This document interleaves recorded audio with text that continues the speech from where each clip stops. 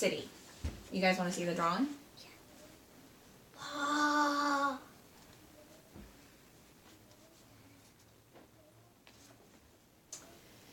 In the endless sky, somewhere above the roaring waves, Falcor's voice rang out like a great bronze bell. Atreyu! Where are you, Atreyu? The wind giants had long finished their war game and had stormed apart. They would meet again in this or some other place to continue their battle as they had done since time immemorial. They had already forgotten the white dragon and his little rider, for they remembered nothing and knew nothing except their own enormous power. When Atreyu fell, Falcor tried to reach him and catch him, but a sudden whirlwind had driven the dragon upward and far away. When he returned, the wind giants were raging over another part of the sea. Falcor tried desperately to find the place where Atreyu had fallen, but even a white luck dragon can't possibly find anything as tiny as a little boy in the seething foam of an angry ocean. But Falcor wouldn't give up. He flew high into the air to get a better view. Then he skimmed the waves or flew in larger and larger circles, all the while calling Atreyu by name. Being a luck dragon, he never doubted for a moment that everything would come out all right in the end, and his mighty voice resounded amid the roaring of the waves. Atreyu! Atreyu, where are you? Atreyu wandered through the deathly stillness of a deserted city.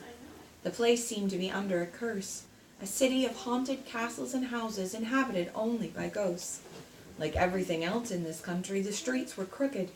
Enormous spider webs were suspended over them, and a foul smell rose from the cellars and well shafts. At first, Atreyu darted from wall to wall for fear that someone would see him, but after a while he didn't even bother to hide. The streets and squares were deserted, and nothing stirred in the houses. He went into some of them, but found only overturned furniture, tattered curtains, broken china and glassware, signs of devastation, but no inhabitants. On one table there was still a half-eaten meal, dishes with black soup in them, and some sticky chunks of something that may have been bread. He ate some of both.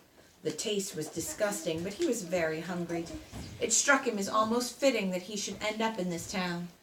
Just the place, he thought, for someone who had given up hope. What are you writing, Charlotte? Bastian was weak with hunger. For some strange reason, his thoughts turned to Anna's apple strudel, the best apple strudel in the whole world. Anna came 3 times a week. She would do a bit of typing for Bastian's father and put the house in order, and usually she would cook or bake something. She was a strapping, bouncy woman with an unrestrained, cheery laugh. Bastian's father was polite to her, but seemed hardly aware of her presence. She was seldom able to bring a smile to his worried face, but when she was there, the place was a little more cheerful. Though unmarried, Anna had a little daughter. Her name was Krista. She was 3 years younger than Bastian, and she had beautiful blonde hair. At first, Anna had brought Krista with her almost every time. Krista was very shy. Bastian spent hours telling her his stories, and she would sit there still as a mouse, watching him wide-eyed. She looked up to Bastian, and he was very fond of her. But a year ago, Anna had sent her daughter to a boarding school in the country. Since then, she and Bastian had seldom seen each other. Bastian had been rather cross with Anna. She had tried to explain why it was better for Krista, but he wasn't convinced. Even so, he could never resist her apple strudel. He wondered in his distress how long a person could go without eating. 3 days? 2? Maybe you'd get hallucinations after 24 hours. On his fingers, Bastian counted the hours he had been there. At least 10. Maybe more. If only he had saved his sandwich, or at least his apple. In the flickering candlelight, the glass eyes of the fox, the owl, and the huge eagle looked almost alive. Their moving shadows loomed large on the attic wall. Atreyu went out into the street again and wandered aimlessly about. He passed through neighborhoods where all the houses were small and so low that he could reach up to the eaves, and others lined with mansions and many stories high, the fronts of which were adorned with statues. But all these statues were of skeletons or demons, which grimaced down at the forlorn wanderer. Then suddenly he stopped stock still. From not far away he heard a raucous wailing that sounded so plaintive, so hopeless, that it cut him to the heart. All the despair, all the desolation of the creatures of darkness was in that lament, which echoed back from the walls of distant buildings until in the end it sounded like the howling of a scattered wolf pack. Atreyu followed the sound, which gradually grew weaker and ended in a hoarse sob. He had to search for some time. He passed a gateway, entered a narrow, lightless court, passed through an arch, and finally came to a damp, grimy backyard. And there, chained, lay a gigantic, half-starved werewolf. Each rib stood out separately under its mangy fur. The vertebrae looked like the teeth of a saw, and its tongue dangled from its half-open mouth. Slowly, Atreyu approached him. When the werewolf noticed him, it raised its great head with a jerk. A greenish light flared up in its eyes. For a time, the two looked at each other without a word, without a sound. Finally, the wolf let out a soft, dangerous-sounding growl. "Go away. Let me die in peace." Atreyu didn't stir. Just as softly, he answered, "I heard your call. That's why I came." The werewolf's head sank back. "I didn't call anyone," he growled. "I was singing my own dirge." "Who are you?" Atreyu asked, taking a step closer. "I am Gmok, the werewolf." "Why are you lying here chained?" "They forgot me when they went away." "Who are they?" "The ones who chained me." "Where did they go?" Gmork made no answer. He watched Atreyu from under half-closed lids. After a long silence, he said, "You don't belong here, little stranger. Neither in this city, nor in this country. What have you come here for?" Atreyu bowed his head. "I don't know how I got here. What is the name of this city?" "It is the capital of the most famous country in all Fantastica," said Gmork. "More stories are told about this country and this city than about any other. Surely you've heard of Spook City and the Land of Ghosts." Atreyu nodded slowly. Gmork hadn't taken his eyes off the boy. He was amazed that this green-skinned boy should look at him so quietly out of his black eyes and show no sign of fear. "And who are you?" he asked. Atreyu thought a while before answering. "I'm nobody." "What do you mean by that?" "I mean that I once had a name. It can't be named anymore. That makes me nobody." The werewolf bared his hideous fangs for a moment in what was no doubt intended as a smile. He was familiar with mental anguish of every kind, and sensed a certain kinship in the boy. "If that's the case," he said, "then nobody has heard me, and nobody has come to me, and nobody is speaking to me in my last hour." Atreyu nodded again. Then he asked, "Can nobody free you from your chain?" The greenish light in the werewolf's eyes flickered. He began to growl and to lick his chops. "You'd really do that?" he blurted out. "You'd really set a hungry werewolf free?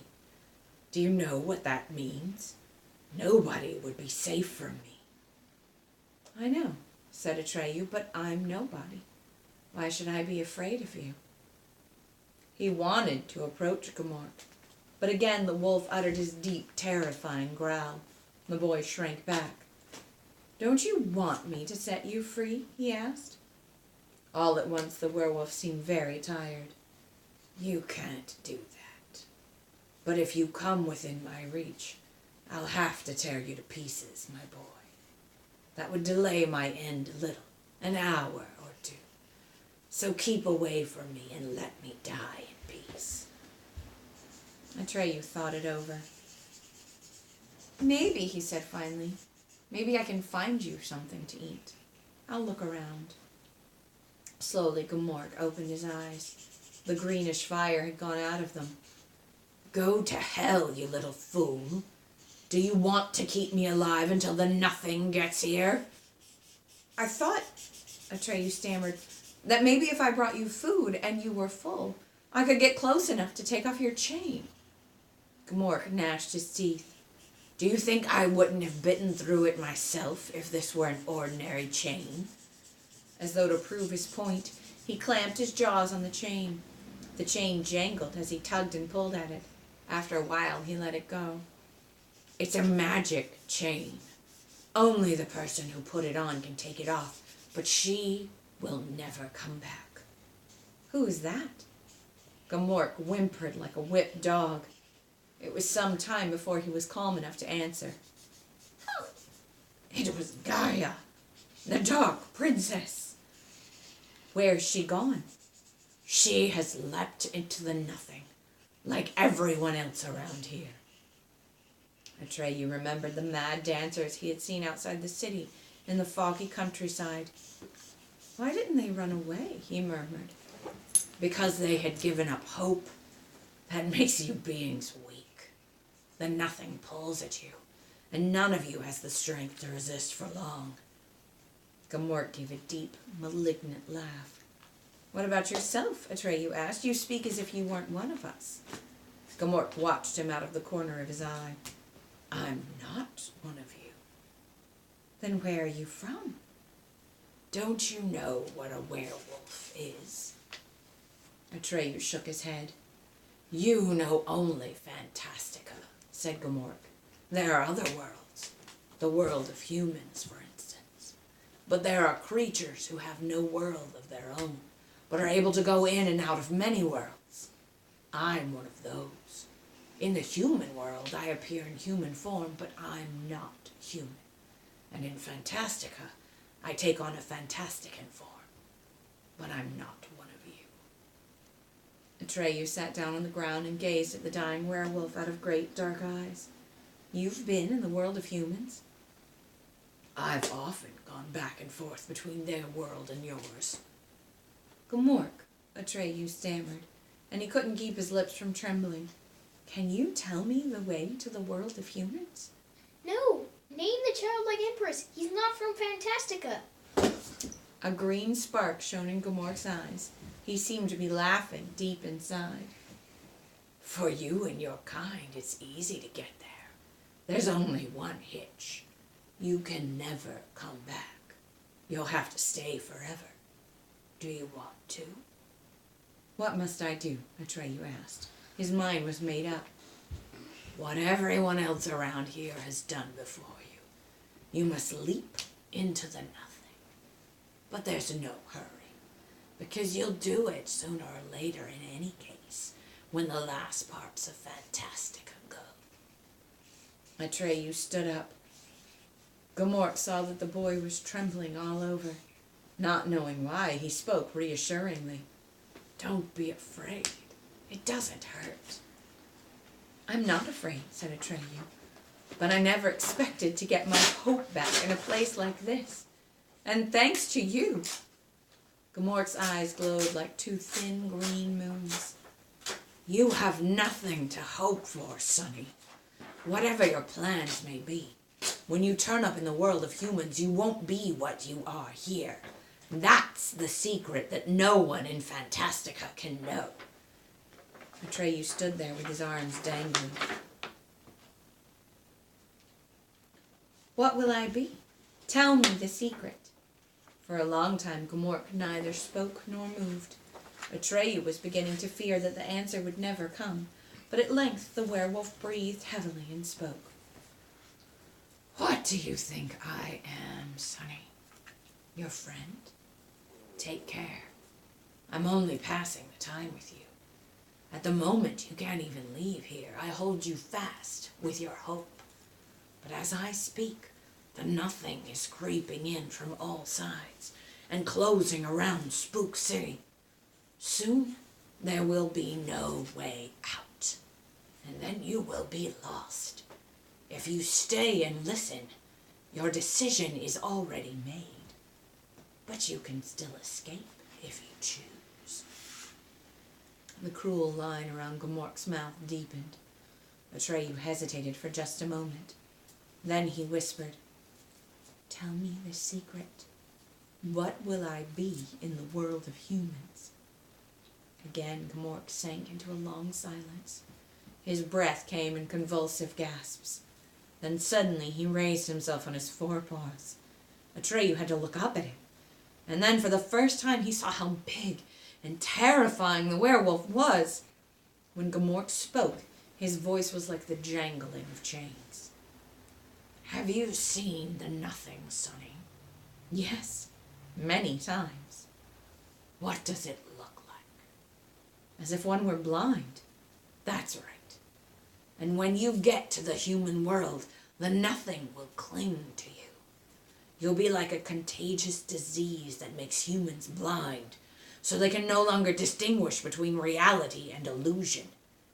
Do you know what you and your kind are called there? No, Atreyu whispered.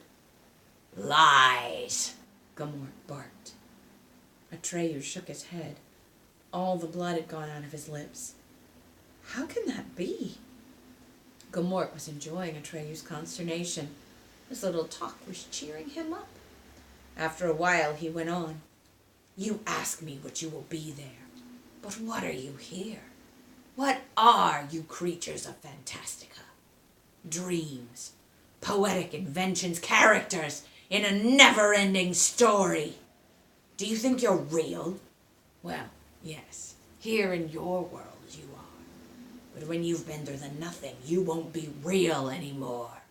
You'll be unrecognizable, and you'll be in another world. In that world, you Fantasticans won't be anything like yourselves. You will bring delusion and madness into the human world. Tell me, Sonny, what do you suppose will become of all the Spook City folk who have jumped into the Nothing? I don't know, Atreyu stammered. They will become delusions in the minds of human beings. Fears where there's nothing to fear. Desires for vain, hurtful things. Despairing thoughts where there's no reason to despair. All of us? Asked Atreyu in horror. No, said Gamork. There are many kinds of delusion, according to what you are here. Ugly or beautiful, stupid or clever. You will become ugly or beautiful, stupid or clever lies. What about me? Atreyu asked. What will I be? Gamork grinned. I won't tell you that. You'll see. Or rather, you won't see, because you won't be yourself anymore. Atreyu stared at the werewolf with wide open eyes. Gamork went on. That's why humans hate Fantastica and everything that comes from here. They want to destroy it, and they don't realize that by trying to destroy it, they multiply the lies that keep flooding the human world. For these lies are nothing other than creatures of Fantastica who have ceased to be themselves and survive only as living corpses, poisoning the souls of men with their fetid smell. But humans don't know it. Isn't that a good joke? And there's no one left in the human world, Atreyu asked in a whisper, who doesn't hate and fear us? I know of none, said Gamork, and it's not surprising, because you yourselves, once you're there, can't help working to make humans believe that Fantastica doesn't exist. Doesn't exist? The bewildered Atreyu repeated. That's right, Sonny. Can you please stop? It's very distracting, said Gamork. In fact, that's the heart of the matter. Don't you see? I just asked you to stop. Sorry. If humans believe Fantastica doesn't exist, they won't get the idea of visiting your country.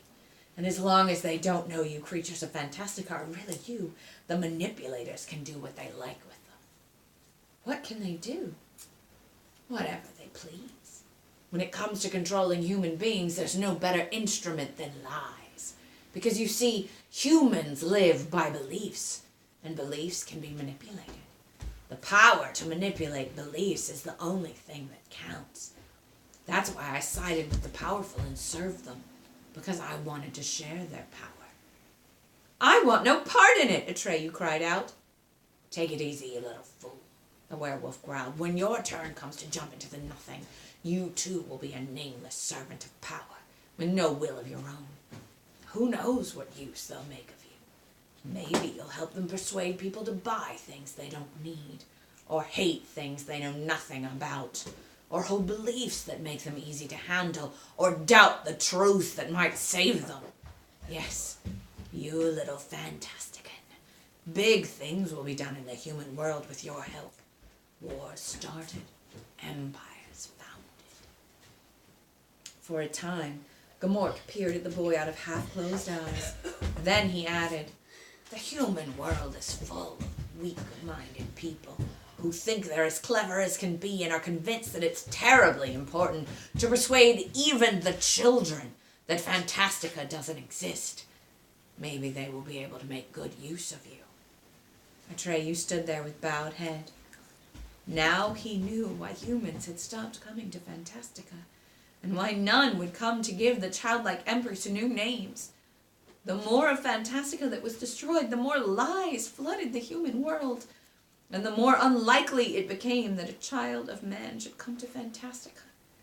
It was a vicious circle from which there was no escape. Now Atreyu knew it, and so did someone else. Bastian Balthazar Bucks. He now realized that not only was Fantastica sick, but the human world as well. The two were connected. He had always felt this, though he could not have explained why it was so. He had never been willing to believe that life had to be as gray and dull as people claimed. He heard them saying, life is like that, but he couldn't agree. He never stopped believing in mysteries and miracles. And now he knew that someone would have to go to Fantastica to make both worlds well again. If no human knew the way, it was precisely because of the lies and delusions that came into the world, because Fantastica was being destroyed. It was these lies and delusions that made people blind. With horror and shame, Bastian thought of his own lies. He didn't count the stories he made up. That was something entirely different. But now and then he had told deliberate lies, sometimes out of fear, sometimes as a way of getting something he wanted, sometimes just to puff himself up. What inhabitants of Fantastica might he have maimed and destroyed with his lies? One thing was plain. He, too, had contributed to the sad state of Fantastica, and he was determined to do something to make it well again. He owed it to Atreyu, who was prepared to make any sacrifice to bring Bastian to Fantastica. He had to find the way. The clock in the belfry struck 8. The werewolf had been watching Atreyu closely. Now you know how you can get to the human world, he said. Do you still want to go, sonny? Atreyu shook his head. I don't want to turn into a lie, he said. You'll do that whether you like it or not, said Gamork almost cheerfully. But what about you? Why are you here? I had a mission, Gamork said reluctantly. You too? Atreyu looked at the werewolf with interest, almost with sympathy. Were you successful? No. If I had been, I wouldn't be lying here chained. Everything went pretty well until I came to this city. The Dark Princess who ruled here received me with every honor. She invited me to her palace, fed me royally, and did everything to make me think she was on my side. And naturally, the inhabitants of this land of ghosts rather appealed to me. They made me feel at home, so to speak.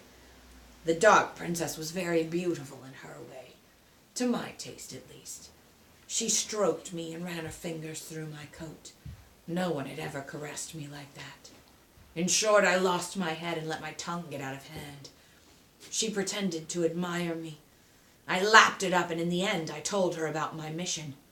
She must have cast a spell on me, because I'm ordinarily a light sleeper. When I woke up, I had this chain on me, and the Dark Princess was standing there. Gamork, she said, you forgot that I, too, am one of the creatures of Fantastica, and that to fight against Fantastica is to fight against me. That makes you my enemy, and I've outsmarted you. This chain can never be undone by anyone but me. But I am going into the nothing with all my men-servants and maid-servants, and I shall never come back. Then she turned on her heel and left me. But all the spooks didn't follow her example. It was only when the nothing came closer that more and more of them were unable to resist its attraction. If I'm not mistaken, the last of them have just gone. Yes, sonny, I fell into a trap. I listened too long to that woman. But you've fallen into the same trap. You listened too long to me. For in these moments, the nothing has closed around the city like a ring.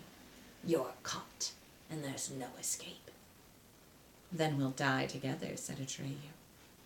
So we will, said Gulok, but in very different ways, you little fool. For I shall die before the nothing gets here, but you will be swallowed up by it. There's a big difference. Because I die first, my story is at an end, but yours will go on forever, in the form of a lie. Why are you so wicked? Atreyu asked. Because you creatures had a world, Gamork replied darkly, and I didn't. What was your mission? Up until then, Gamork had been sitting up. Now he slumped to the ground. He was plainly at the end of his strength, and he spoke in raucous gasps. Those whom I served decided that Fantastica must be destroyed. But then they saw that their plan was endangered. They had learned that the childlike empress had sent out a messenger, a great hero. And it looked as if he might succeed in bringing a human to Fantastica. They wanted to have him killed before it was too late. That's why they sent me, because I had been in Fantastica and knew my way around. I picked up his trail right away. I tracked him day and night, gradually coming closer, through the land of the Sassafranians. Holy! The jungle temple of Mumwatha, howling forest, the swamps of sadness, the dead mountains. But then, in the deep chasm by Igramul's net, I lost the track. He seemed to have dissolved into thin air. I went on searching. He had to be somewhere, but I never found his trail again, and this is where I ended up. But I failed. But so is he, for Fantastica is going under. I forgot to tell you. His name was Atreyu. Gamork raised his head. Goodbye. The boy had taken a step back. I am Atreyu, he said. A tremor ran through the werewolf's shrunken body.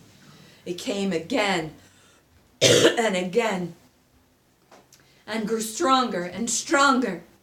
Then from his throat came a panting cough. It grew louder and more rasping. It swelled to a roar that echoed back from the city's walls. The werewolf was laughing. It was the most horrible sound Atreyu had ever heard.